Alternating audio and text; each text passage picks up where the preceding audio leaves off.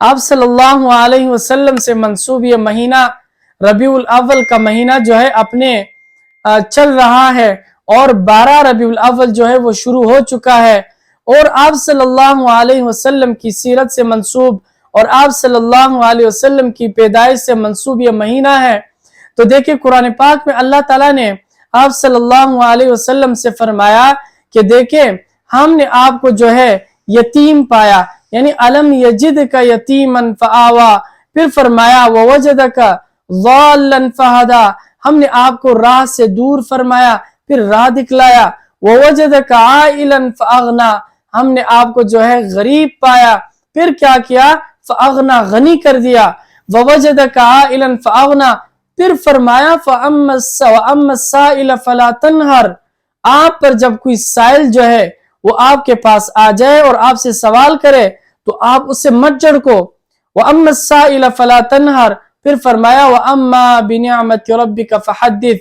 یعنی اپنے رب کی نعمتوں کا جو ہے وہ ذکر کرتے رہا کرو۔ یہ قرآن پاک میں اللہ تعالیٰ نے فرمایا، پھر فرمایا اس میں ایک آیت ہے فَأَمَّا الْيَتِيمَ فَلَا تَقْهَرْ، یتیموں کو جو ہے مت جھڑکو، یعنی غریبوں کے بارے میں سائل کرنے، یعنی جو سوال کرتے ان کے بارے میں یہ تمام فرمایا کہ یعنی ہم نے آپ کو جو ہے ایسے پایا پھر آپ کو ایسے بنایا، لیکن آخر میں فرمایا کہ دیکھیں آپ کے پاس بھی اگر کوئی سائل آ جائے، سوال کرنے والا آ جائے تو اس سے خالی ہاتھ نہ چھوڑا کرے۔ تو یہ آپ صلی اللہ علیہ وسلم کو فرمایا۔ دیکھیں آپ صلی اللہ علیہ وسلم کا اس دنیا میں آنا اور لوگوں کو جو ہے دین بتلانا، اور اس مہینے میں اگر ہم دیکھیں ہم جشن منائیں یا خوشیاں منائیں، یا ہم نبی صلی اللہ علیہ وسلم کا یوم ولادت منائیں، یا اس دن پر خوشی کا اظہار کرے یا غم کا اظہار کرے، کیونکہ اس کا یہ دن یوم وصال بھی ہے، اور اس طرح کہ ہم اگر ان عقائد میں پڑے رہیں گے تو ہم ہو سکتا ہے گمراہ ہو جائے، بلکہ ہم نے نبی کی زندگی دیکھنی ہے کہ آپ صلی اللہ علیہ وسلم جب اس دنیا میں آئے اللہ نے کون سے احکامات جو ہے وہ آپ صلی اللہ علیہ وسلم کو بتائے کہ اپنے امت کو بتلا دو اور امت سے کہو کہ وہ ان راستوں میں نہ جائے۔ دیکھیں جب آپ صلی اللہ علیہ وسلم دنیا میں آئے تو کہتے ہیں کہ خانہ کعبہ کے جو وہاں بت تھے وہ سارے جو ہے گر گئے اور آپ صلی اللہ علیہ وسلم کے سامنے سجدہ ریز ہو گئے۔ تو اس سے پتہ چلتا ہے کہ توحید کے لیے آپ صلی اللہ علیہ وسلم آئے تھے، ان تمام تر چیزوں کو ختم کرنے کے لیے آئے تھے، اور کفر کو ختم کرنے کے لیے، شرک کو ختم کرنے کے لیے۔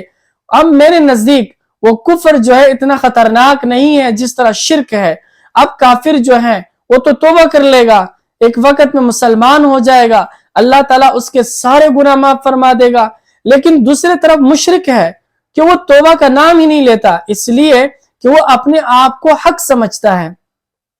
وہ یہ کہتا ہے کہ میں حق پر ہوں اور اب میں کوئی غلط کام ہی نہیں کر رہا، تو اس لیے وہ بدعات اور رسومات اور شرک میں پڑا رہتا ہے حتیٰ کہ اسے موت آ جاتی ہے اور وہ مشرک مر جاتا ہے۔ اور جب مشرک مرتا ہے تو اللہ نے فرمایا ان اللہ لا یغفر ان یشرک بہ، یعنی میں مشرکین کی مغفرت نہیں کرتا ہوں۔ تو دیکھیں اللہ تعالیٰ نے ان کے بارے میں اس طرح فرمایا، قرآن میں کئی آیتیں ہیں اور حدیث مبارکہ میں بھی ہیں کہ مشرکین جو ہے ان سے بچا کرے۔ قرآن پاک میں بھی فرماتے ہیں کہ ان کو مسجد حرام کے قریب بھی نہ چھوڑے۔ تو اس لیے یہ مہینہ ہمیں یہ بتلاتا ہے کہ آپ صلی اللہ علیہ وسلم کی آمد ہوئی اور آپ صلی اللہ علیہ وسلم نے ہمیں کیا بتلایا، اس کا دین کس طرح تھا، اور کیا ہمارا یہ عقیدہ ہے کہ آپ صلی اللہ علیہ وسلم کے بعد کوئی نبی نہیں آئے گا، اس پر ہمارا عقیدہ ہونا چاہیے۔ اور اگر کوئی اس پر اعتراض کرے تو اس کا جو ہے وہ ہم راستہ روکے،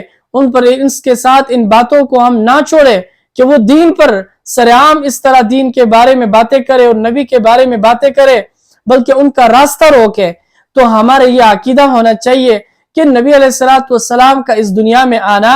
وہ اس بات کی دلیل تھی کہ دیکھیں اب کفر مٹ چکا ہے، سب کچھ مٹ چکے ہیں، صرف وحدہ لا شریک ہے، یعنی اللہ کا کوئی شریک نہیں ہے، اللہ تعالیٰ جو ہے وہ اکیلا ہے۔ اور فرمایا کہ انا خاتم النبیین لا نبی بعدی، میں اللہ تعالیٰ کا آخری نبی ہوں، میرے بعد کوئی نبی نہیں آئے گا۔ اس پر ہمارا عقیدہ ہونا چاہیے اور ہمیں یہ بات جو ہے लोगों के जहन में डालना चाहिए। जो लोग इनसे ना वाकिफ हैं उनको इस बारे में आगाह करना चाहिए कि वो दीन को समझें और अल्लाह के रसूल को आखिरी नबी माने, और जिसका ये अकीदा नहीं होगा तो वो काफिर होगा। तो इसलिए नबी अलैहिस्सलातु वस्सलाम का विसाल हुआ है, वो इस दुनिया से जा चुके हैं। अब ये दीन का काम और ये सिस्टम अब हमारे जिम्मे है। अगर हम नहीं करेंगे, ये दीन नहीं फैलाएंगे लोगों तक, तो ये कौन फैलाएगा? ये हमारी जिम्मेदारियां है। बल्कि इस महीने में खराफात से बचते हुए, यहाँ नजर और नियाज से, जश्न मनाने से, ईद का दिन कहने से, और इसी तरह इख्तिलाफात में और इस तरह फिरका वारियात में बांटने से अच्छा है कि इंसान जो है वो तौबा कर ले और एक जो हक और सच दीन है उसको फॉलो करके उसके मुताबिक जिंदगी गुजारे।